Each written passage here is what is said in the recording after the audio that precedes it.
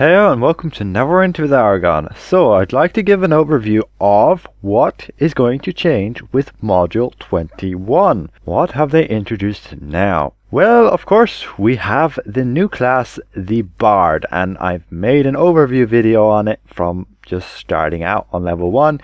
We got to level 2 and I went over those basic powers that we have unlocked and we're able to see. Also, you may notice when you log on to a maxed character, when you've got to level 80, you shall now see that you're level 20. Any other character, let's say you're at level 60 now and this change would go live, well, you would get bumped up to level 20. Now it's been changed to level 20 mainly to fit more with just D&D, because in Dungeons and Dragons the max level is 20. Anyway, it makes zero difference what level we are. What matters is that our powers and our stats and all that don't change. All our gear remains the same along with item level, so don't fret in any of that. However, we do now have the ability to upgrade insignias. Legendary insignias give 200 item level and those stats there of like 300 of one type, and then depending on its hit points there, and usually just 300 of another type. Forte gives hit points, so that's 1200. Now we can go and upgrade these, and you'll need that insignia powder. To upgrade one legendary insignia to mythic rarity, as we can see here, you need the equivalent of dust, this insignia powder, of 10 insignias. So it's like that, where you need 10 legendary insignias to refine the 11th to be mythic. As you can see, 100% chance, so no need for rewards.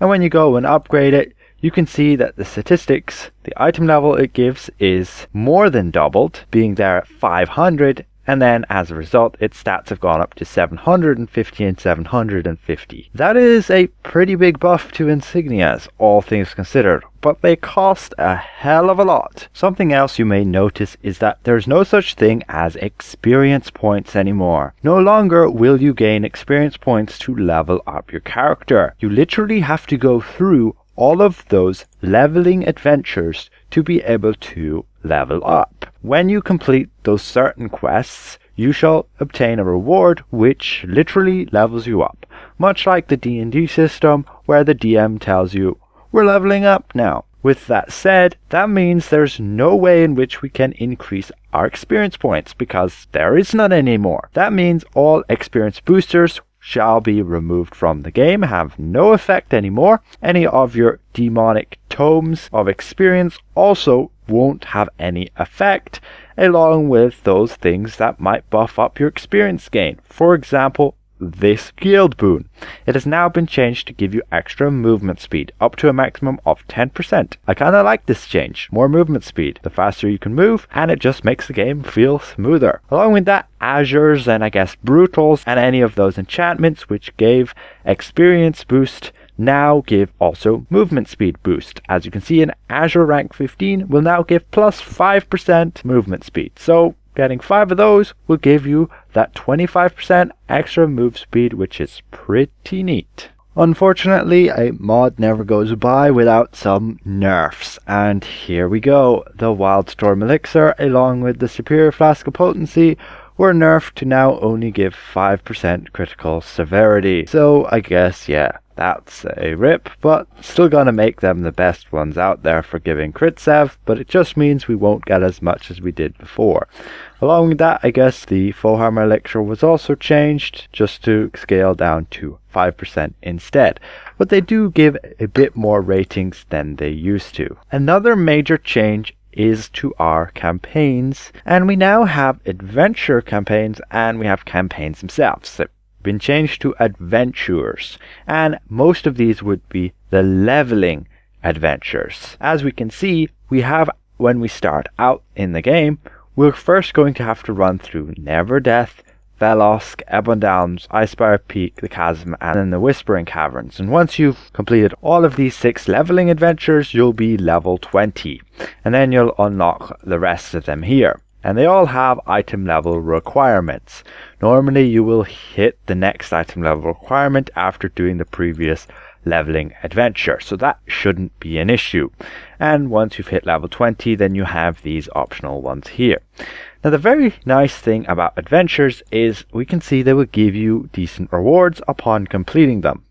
Now in order to complete them, you just literally need to go and complete the bunch of quests linked to that area. And we pretty much have most of them complete here, except a few quests like this one. So basically you're going to have to feed the wolves, and it's a quest I guess that wasn't there before, or it was an optional one and I may not have done it, and thus I cannot go and claim the rewards. But they're pretty decent. Looking at the leveling adventures, we can obtain like an improved bag of holding, an epic mount, along with a rare mount color choice pack. Then we have a mythic Fiora, which we can get right here, along with 3 rank 8 runestones. From the chasm we'd get our insignias along with some enchantments, and then here finally we can get a rank 8 weapon enchantment, and that's just from leveling. In my opinion, it's a good bit better than what it was before. Don't worry about inventory space, as this improved bag of holding will cover any of the other methods which were there before to obtain those free bags. And then of course you do have these other ones, and they do give multiple rewards. So we have the Dwarven King with the Maze Engine itself, where we'll get that Dwarven Battle Rager companion, and then acquisitions is also. And all of these you just have a series of quests you complete, and once it's done, it's done. Here we have our Elemental Evil with our 4 locations. Once completing them, you click claim rewards, and if we view details we can see what type of rewards we obtain. It seems you're going to have to be on this page to be able to claim it. Anyway, claiming it, we look in our inventory and we'll move these aside, and we now have here our replica earthen weapons, which gives us what appears to be just transmutes. So that's it for the adventuring things. You basically go and complete your series of quests and obtain your rewards. As for campaigns, most of them have stayed the same. You can see all their item level requirements. We have a nice fancy icon for item level, and upon completing them you'll obtain your boons and also, I guess, your ability to create keys, and you'll actually unlock the certain content linked to it, as we've seen before. None of these have really changed. As you can see, as the Tyranny of Dragons did change a little bit, I guess it got a bit more simplified. And then we have our Sharandar, which is nothing's changed here whatsoever.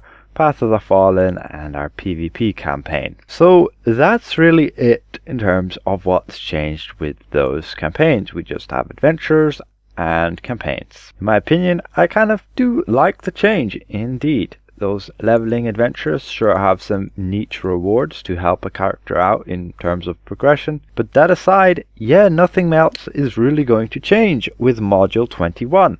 Not even sure if we'll get a trial to continue on after the Vault of Stars. We'll have to wait and see. That has yet to either be announced. Looking at the queues, you can see it's pretty much just all the same with the same item level requirements, except you now have advanced dungeon queue with only a select few dungeons within it, like those more challenging ones that most people would just quit out of. So of course, with all those changes, we also got a kind of new hub area which switched out the Trade of Blades to this Adventurers Guild area. Looks mighty cool with this chandelier and all the decoration around. It's this room with then the sections up there on the balconies, along with 2 rooms here, like the dining hall, along with kind of this scholars area with your invoking place just there. And yes, we have the library tucked away just here with our wizard and our warlock. To those of us who've played this game a decent bit, you may notice that now many of the starting adventure zones are completely gone. You can see a lot of them have just been removed from the map, like your Tower District and your Black Lake District and a good few others. Alright, so hopefully this is somewhat insightful to you guys. Module 21 isn't going to be a huge breaker for anybody who's not interested in playing the Bard, as any content you've completed right now, it'll still be the same in Module 21.